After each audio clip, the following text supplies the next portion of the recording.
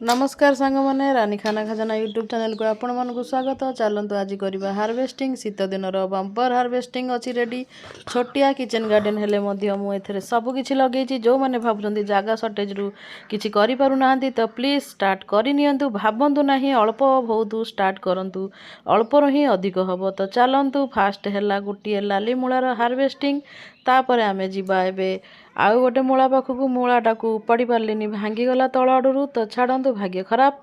आउ एटा हला पूरा कड्डा मूला माने लाली मूला बिना सार विषय ऑर्गेनिक भाव आउ एते माने राग से मूला।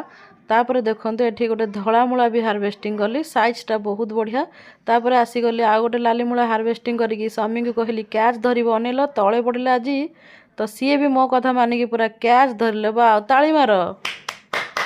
तापर एठी मु देखंतु तोलिली बाईगण तो बाईगण गोटे गछरु गोटे तोलिली आ गोटे गछरु दीटा बाईगण तोलिली।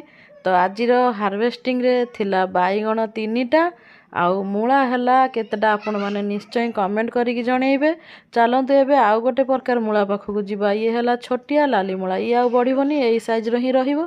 तो आखु भी आज हार्वेस्टिंग करनबा एठी मु लगेची बकचोई गाजर एगुरा भी आगामी दिन में आसीबो आर वीडियो। जदि आपण मानकु एई वीडियो मोर भलो लागुथुबो ताहाले गोटे लाइक शेयर सहित सब्सक्राइब कर देई जीवो आउ कमेंट बॉक्स रे सुंदर सुंदर कमेंट दबो ताहले मु आहुरी भलो भलो वीडियो आपण मानक पाखक मध्य आनी परिबी।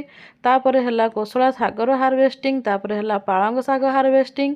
तो आपण मानकर भल पाइबा सह एई हार्वेस्टिंग को मु मो हृदय रे रखिली। चलंतु नमस्कार आज पई एतिकी टाटा बाय।